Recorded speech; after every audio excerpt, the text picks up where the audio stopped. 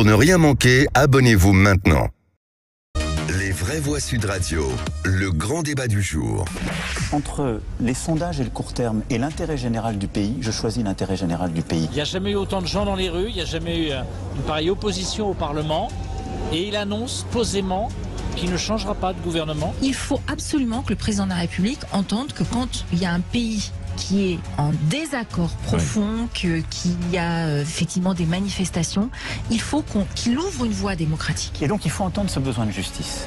Moi je l'entends. Sur l'article 10, il a 15 jours pour dire, bon écoutez, j'entends le pays, j'entends le peuple français, je redemande un vote à l'Assemblée nationale et au Sénat. Et là, au moins, l'Assemblée nationale aura pu au moins une fois voter sur ce texte. Vous venez de l'entendre, c'était Valérie Rabault ce matin au micro de Patrick Roger dans la matinale de Sud Radio. La députée a appelé Emmanuel Macron à utiliser l'article 10 de la Constitution pour sortir de la crise sur la réforme des retraites. Cet article permet donc sous 15 jours un vote et d'organiser un nouveau vote à l'Assemblée nationale et au Sénat, Philippe. Tout à fait. La vice-présidente PS de l'Assemblée nationale estime que, je cite, c'est une urgence pour la France qui fait actuellement face à une situation de blocage démocratique. Ce qui n'est pas normal selon elle, c'est que le gouvernement ait utilisé le 49.3 pour une réforme des retraites. Alors vous êtes d'accord avec ça? Il faut appliquer l'article 10. Peut-être voulez-vous autre chose, je sais pas, un RIP, un référendum initiative partagée. Vous espérez, vous mettez des cierges pour une censure du Conseil constitutionnel. On vous attend dans tous les cas de figure au 0826 300 300. Pour l'instant, vous voulez qu'à plus de 86% que Emmanuel Macron active l'article 10 de la Constitution. Ça vote énormément sur nos réseaux sociaux. Pour en parler, notre invité Didier Mauss est avec nous, conseiller d'État et expert en droit constitutionnel. Bonsoir. Bonsoir. Bonsoir. Bienvenue sur Sud Radio. D'abord un tour de table avec notre ami Philippe Bilger sur cet article 10 ou un autre outil démocratique. Alors, je vais être un peu un rabat-joie sur le plan de l'enthousiasme. Pas votre genre. D'abord, je considère que Sud Radio a fait bien de poser cette question. Je ne suis pas étonné par le score énorme que les auditeurs ont choisi en disant il faut que l'article 10 soit utilisé. Oui. Mais pour ma part, je prends un risque, d'ailleurs très modeste en ce qui me concerne. Je suis persuadé qu'il ne sera jamais mis en œuvre par le président de la République. Je ne dis pas que celui-ci, depuis le début, est habile. C'est le contraire. Il a annoncé d'emblée ce qu'il ne ferait pas. Le discours d'hier, je l'ai trouvé mauvais. 8% des Français ont été convaincus par le discours d'hier. Vous vous rendez compte? Ça fait peu. Contre 95 qui ne l'ont pas trouvé, 94 qui ne l'ont pas trouvé, à 92 absolument. Et donc là-dessus, je termine. Il n'y aura pas d'article 10. Alors si vous nous écoutez, que vous êtes dans les manifestations et vous voulez revenir justement sur cet article 0826 300 300.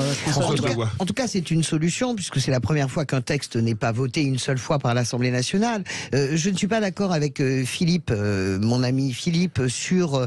Philippe tout à l'heure disait il va tenir. Moi je dis bien sûr, constitutionnellement il peut tenir. Il est là pour 4 ans, il a une majorité relative, mais après vous avez l'esprit des institutions, vous avez la réalité politique.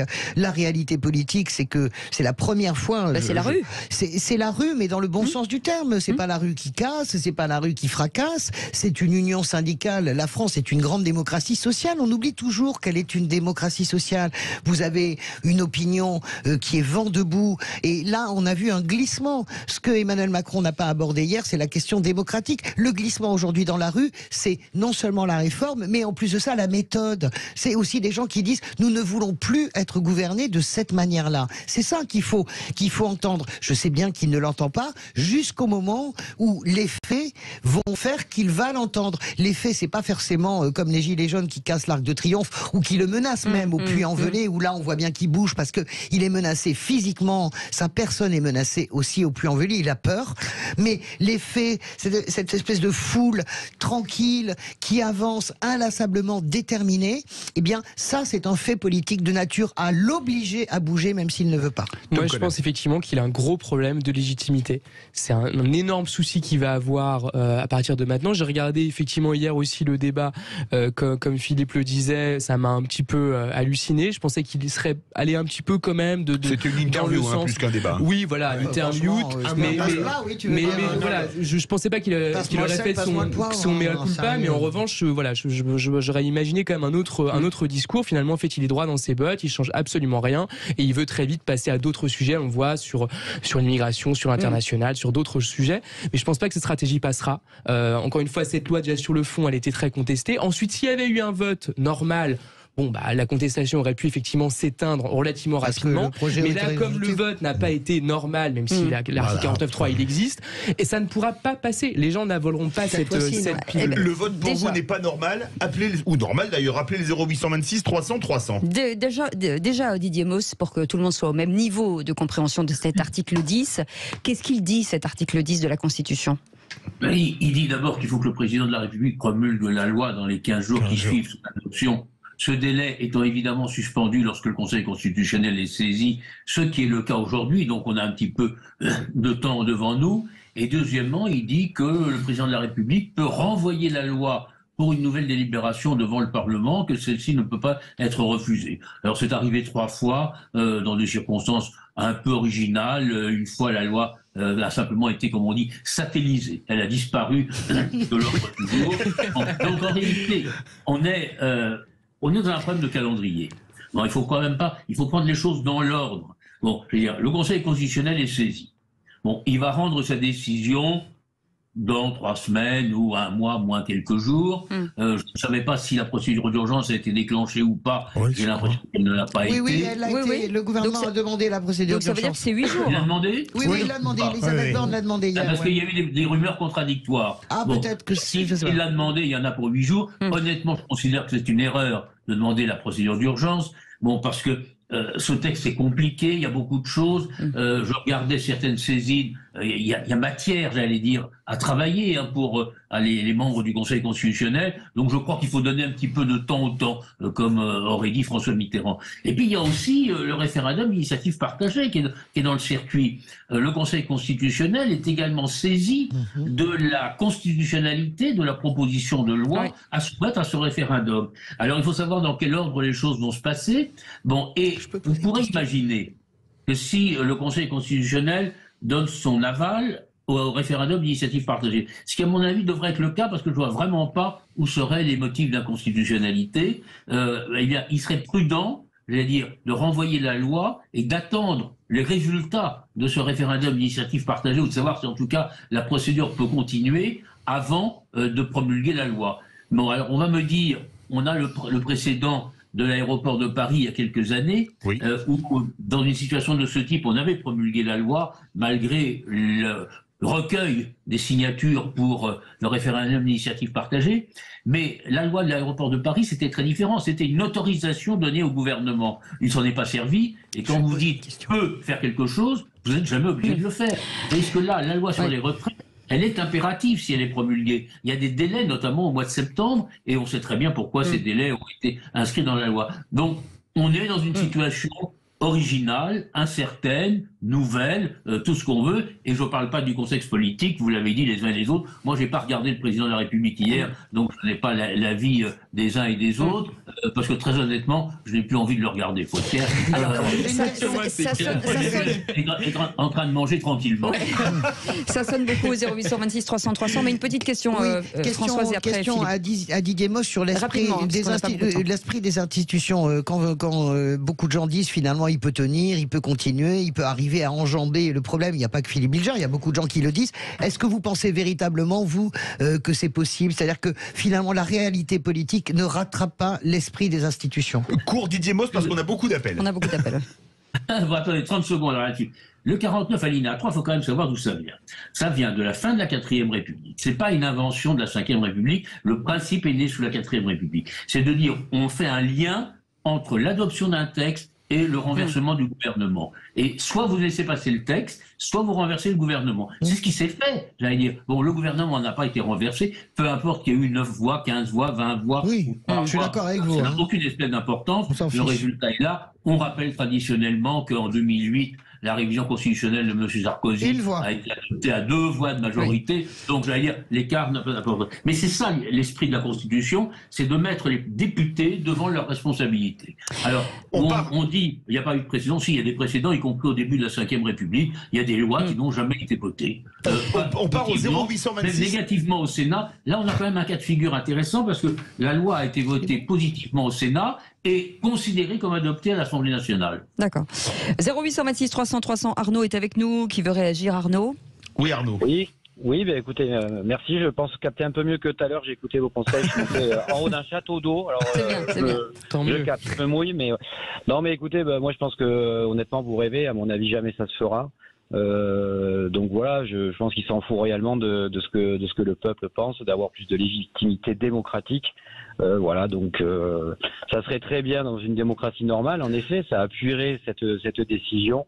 Mais là, honnêtement, à mon avis, quand on est capable de dire venez me chercher ou, enfin voilà, on dirait plus qu'il veut mettre les feux aux poudres qu'autre chose au lieu d'essayer je dirais de calmer le pays, quoi. Voilà. Et surtout, un petit mot. Surtout, il me semble qu'en fait, la décision du Conseil constitutionnel, évidemment aussi importante qu'elle soit, sur le plan du fond du droit, ça changera rien dans l'esprit des gens, puisque c'est pas une institution démocratique. Non, mais ça dépend. À proprement parler. Si elle censure la loi. Si elle censure la loi, bien sûr. Mais si elle ne censure pas la loi, ça ne changera rien. Bien sûr. Parce que c'est une instance non démocratique. Didier Mauss, je vous ai déjà entendu sur d'autres antennes il y a quelques jours. Puis-je vous demander, vous avez dit les moyens utilisés par le gouvernement, évidemment, sont constitutionnels, sont légaux. Comment comprenez-vous tout de même qu'une forte majorité trouve que l'utilisation de ces moyens est totalement discutable, pour ne pas dire plus? Est-ce que vous accepteriez le fait qu'on pourrait tout de même parler d'un déficit démocratique ou pas? Alors, Didier Mauss, court parce qu'on va repartir après au 0826 300 300. Je ne suis pas sûr d'utiliser le mot déficit démocratique, parce que déficit démocratique, ça voudrait dire qu'on n'a pas respecté les règles constitutionnelles. Or là, on les a respectées, il faut être honnête, de A à Z. Ce qui était possible, c'est que le gouvernement avait une autre possibilité. C'était celle de ne pas utiliser l'article 47-1, c'est-à-dire un projet de loi de financement de la sécurité sociale, et faire une loi normale. Bon, il ne l'a pas fait, mais on ne peut pas reprocher, du point de vue juridique, à un gouvernement d'utiliser une solution A plutôt qu'une solution B, si la solution A est plus efficace pour lui. Voilà. Alors, c'est vrai que le débat a été un peu biaisé, pour différentes raisons. Ceux qui disent que le débat n'a pas eu lieu sont ceux qui ont aussi déposé des milliers d'amendements. Il faut bien voir les choses comme elles sont et qui n'ont pas facilité la discussion. Ce qui est évident, et ça je crois qu'on sera tous d'accord là-dessus, c'est que nous sommes dans une situation d'incompréhension totale, mais totale, entre le président de la République et les syndicats. Moi, j'ai été très frappé dans l'interview de M. Martinez hier soir, dans Le Monde, qui est son interview de départ, puisqu'il quitte ses fonctions ce week-end, où il dit le président de la République nous a marché dessus. C'est vrai. On part. Allez, on part. On repart. Restez avec nous, Didier Mauss. Michael est avec nous. Bonsoir, Michael. Bonsoir, Michael. Oui, bonsoir à toutes et à tous. Je voudrais simplement vous dire, en rebondissant sur ce qu'a dit Philippe Bilger, il n'y a eu aucun déficit démocratique. En effet, sans m'appesantir là-dessus, parce que tout a été fait dans les règles, vous venez de l'entendre. Ce qui se passe, c'est que vous avez aujourd'hui, et depuis quelque temps, c'est là que le président Macron a commis une grosse erreur. Il a mis en place une stratégie qui ne vaut pas, c'est-à-dire laisser les perturbateurs, les black blocs, depuis très longtemps. C'est-à-dire un déficit d'autorité qui a fait un renversement, un glissement de la gauchisation de la population en montrant que finalement, on pouvait gratter du pouvoir au pouvoir. Et là, il a commis l'erreur fatale parce que depuis le temps que les Black Blocs interviennent et qu'on ne les arrête pas, je suis désolé, quand on travaille pour les renseignements, j'ai entre autres cotisé là-dedans, on sait très bien qui fait quoi. Si on ne sait pas, c'est qu'on est out, on est complètement hors sol. Est-ce que Attendez, une seconde, je vous en prie. Ce glissement a gauchisé, a donné une latitude, une marge de manœuvre, donc qui a fait que le cumul de ces marges de manœuvre se termine par une prise du pouvoir, quasiment une inversion des valeurs où la population aurait la légitimité de casser, voire même de réfuter toutes les lois, toutes les réformes. Si Macron... Non, moi, je vais répondre. Michael, en une seconde, je réponds. D'abord, je ne sais pas de quoi vous parlez. Les manifestations de la vie générale, y compris la majorité, sont exceptionnellement calmes, unies. Je vois pas où vous voyez la gauchisation. Vous avez des gens de droite dans les manifestations, vous avez des familles. Ça, c'est le premier point. Vous parlez de Black Blocs parce que vous parlez des Gilets jaunes. Il n'y a pas de Black Blocs dans les manifestations. Justement, elles se caractérisent par ce mouvement. Ce mouvement social se caractérise par cela. Et troisième vous pouvez pas dire ça, Françoise, il y en a quand même un petit peu. Non, le soir, mais sur les grandes manifs, absolument pas. On a tous salué ici Laurent Nunez, donc il faut vraiment arrêter avec ça. La gauchisation, je ne vois pas où vous la voyez, ça appartient pas à la gauche, les manifestations. Et le troisième point, sérieusement, vous n'allez pas partir dans le couplet de la foule illégitime, sinon arrêtons tous de fêter le 14 juillet, la commune, la République. Après, chacun pense ce qu'il veut. Non, mais je suis d'accord, mais j'ai le droit de répondre. Oui, je suis outré d'entendre ce genre de bêtises. Chacun son avis. Mais c'est vrai que le cumul entre une opinion plutôt défavorable, entre une démocratie sociale plutôt défavorable, fait effectivement beaucoup dans la balance. C'est ça qui se passe aujourd'hui, en réalité. En tout cas, les avis qui divergent, c'est ce qui nourrit aussi le débat. Merci beaucoup Didier Mauss d'avoir été avec nous, conseiller d'État et expert en droit constitutionnel. Grâce à vous, on a tout compris. Merci Mickaël, merci Arnaud. On reste ensemble jusqu'à 19h dans quelques instants. Ça va nous détendre. C'est le quiz de l'actu et des Kikadi. Ça va dans tous les sens. Ah là, il y a tout le monde à parler là. Donc j'espère que vous avez révisé vos plaquettes. À tout de suite.